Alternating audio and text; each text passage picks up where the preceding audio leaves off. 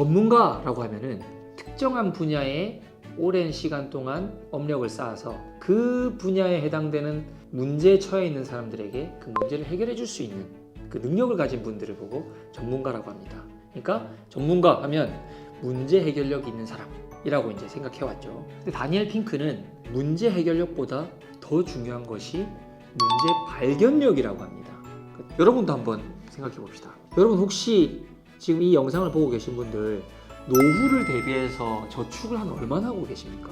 미국의 4분의 3에 해당되는 사람들이 3만 달러, 즉 이제 우리나라 돈으로 치면 3천만 원 정도? 3천만 원 정도도 모아놓은 사람들이 거의 없다고 해요. 그러니까 사람들 생각보다 노후 대비를 굉장히 안 하고 있죠.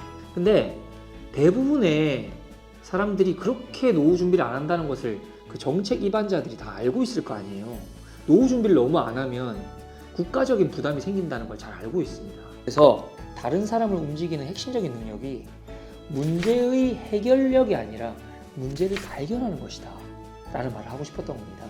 그러니까 어떻게 하면 사람들한테 더 좀 노후 저축을 많이 하게 하지? 흔히 이렇게만 생각하잖아요. 근데 그게 아니라 왜 사람들은 자꾸 노후 저축을 안 하는 걸까? 이렇게 중요한 건데 도대체 문제가 뭐지? 하면서 문제를 찾다 보니까 우리가 알지 못했던 어떤 부분을 찾은 거잖아요. 그러니까 문제를 제대로 된 문제를 찾아내서 발견해내야지만 그것을 해결해내도 의미가 있다는 거죠. 저도 경험했던 사례를 한번 얘기해보면 제가 학교에 있었잖아요.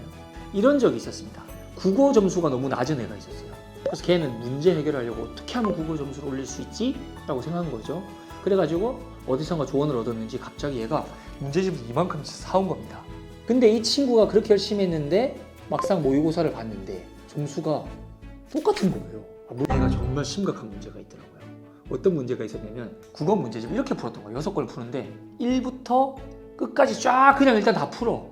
무조건 다 풀어요. 풀기만 해요. 그 다음에 2권 또 바로 2권부터 또 2권 다 풀고 총 6권을 다 푼 다음에 한 번에 다 채점을 한 거예요.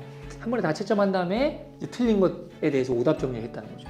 근데 그 공부할 때 보면요 이런 거예요.